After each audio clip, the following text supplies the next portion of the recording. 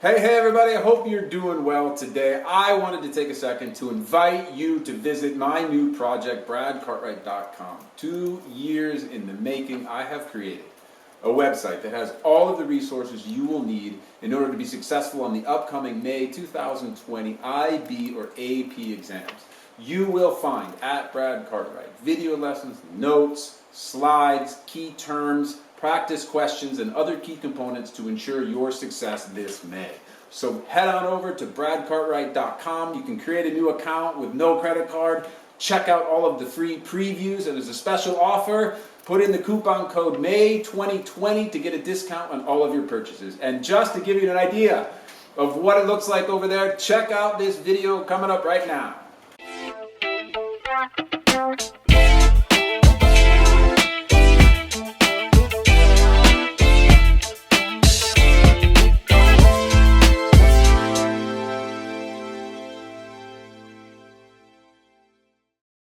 All right, now one last big picture idea to get in our heads before we move on to the next unit, which is demand, supply, market equilibrium. And that is the difference between economic growth and economic development. Look what my hands did. Economic growth, economic development. Why am I going like this? Because there's a nice, beautiful metaphor here for you to understand the difference between growth and development that I want to share with you, and it'll result in you never getting them confused again, okay? If you think about a 10-year-old boy growing from the time that he's 10 until he's 18, make him 20, 10 to 20. The first thing that happens for that boy is that he gets really tall. And if you spend your life in schools as I do, you see sometimes like a 16-year-old kid is like super tall, right? But he's not really developed. Like, he has a face that looks like a little boy still, right? He's very skinny. He hasn't fully developed, right? He doesn't look like a man. No, he's just tall. Okay. But then what happens next? Well, the kid develops, right? His face turns. He looks more manly. He gets maybe a chiseled chin, right? His muscles start developing, and all of a sudden, wow, by 20, you're like, dude, no, that's no 10-year-old, right? That's a 20-year-old. Why? Because the boy went from 10 to 20. First thing he did was grow, but then secondly, he developed. Okay. That's important, really important, in understanding how economies evolve or how countries evolve, because the first thing that has to happen, and this is not a political statement, the first thing that must happen in an economy is that it grow tall. And the way that it grows tall is it grows, check it, economically. But how do we measure economic growth? That's a term that we haven't covered yet. Well, if you just think about the boy again, like, well, how do we measure his growth? Well, we either measure it in centimeters or we measure it in inches, right? Either way, we're still measuring it. Okay. So the measuring tape for growth of a boy is centimeters.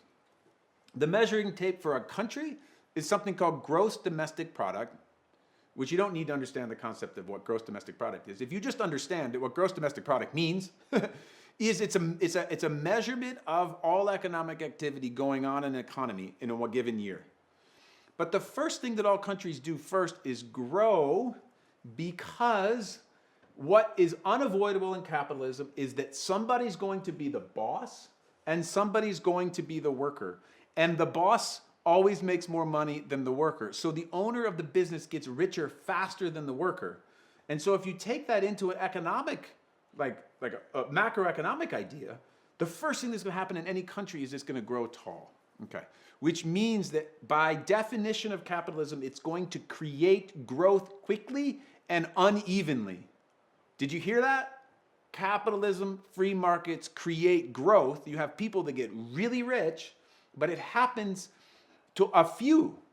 Why? Because the workers don't necessarily, in the first generation or second generation of free markets, actually grow with the boss, because the boss is going to make more money. Okay? So, first element of development of a nation is growth, just as the first step of a boy becoming a man is growth. Okay. Then what happens next? Then the country develops. What it is in a boy is they develop muscles, right? There are other elements that make him a man. It's his face, right? Maybe he grows a beard, but it's also like his body just becomes stronger. Stronger, stronger, stronger. How do you measure strength in economic terms? And the strength economically of a country comes from the building of its middle class.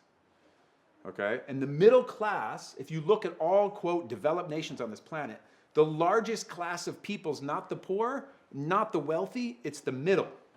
The United States has 300 million people in it. The middle class has like 300 million people. The middle class in the United States has like 160 million people in it. The middle. Did that happen overnight? No, it took like 5 generations. The first thing that happened is people got stupid rich in the States. And then what happened?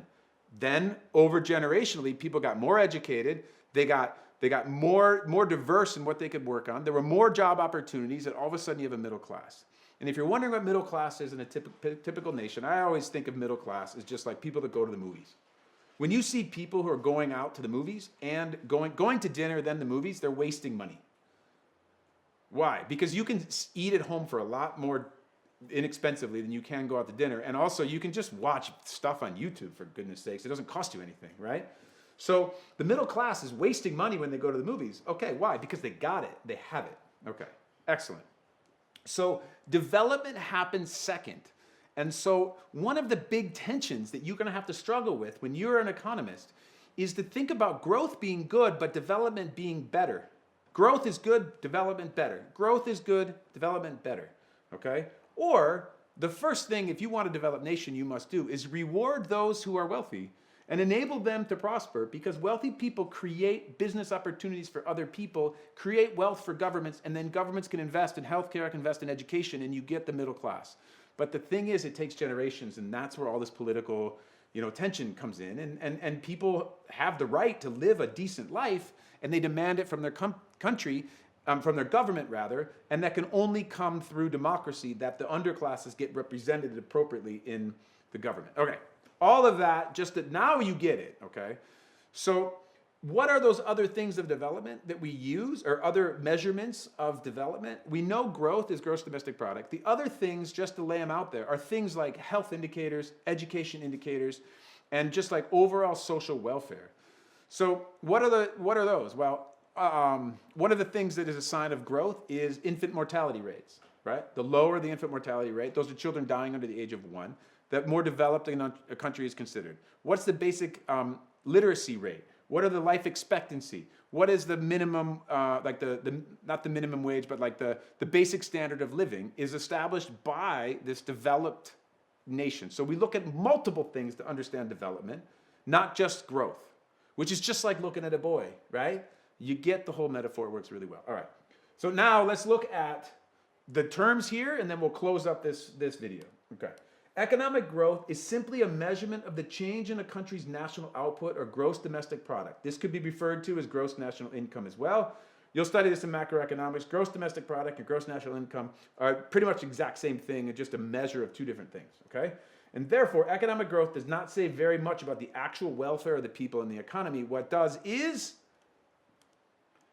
economic development. Economic development is a measure of welfare, a measure of the well-being of the country. Whoop, goes sideways.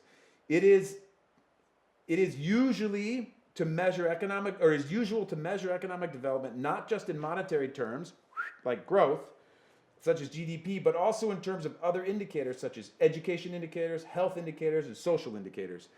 And the measuring stick of development is something called the Human Development Index, which is one of the most commonly used development measures. So for the boy, we use inches or centimeters. For economic growth, we use gross domestic product. For economic development, the Human Development Index, and that is a composite. It's a measurement of multiple things to look at the well-being of people in their particular economy. And guess what, my friends? Just like the light behind me, changing throughout this whole unit in this beautiful mountain location in the Andes of Santiago, your mind throughout this first unit has exploded with light, I hope, has exploded with ideas, but more than anything, it has morphed into this mind that can now have context and understanding and a way of thinking and a basic foundation for understanding the next 4 chapters that are about to come. The next one being demand, supply, and market equilibrium. And there, with those relationships between demanders and suppliers and the agreed upon market price, we begin to understand and see both cognitively but also abstractly and concrete sequentially the beauty of economics. So congratulations on finishing up your first unit of study in microeconomics, and I'm looking forward to continuing this journey with you in the next unit on demand, supply, and market equilibrium.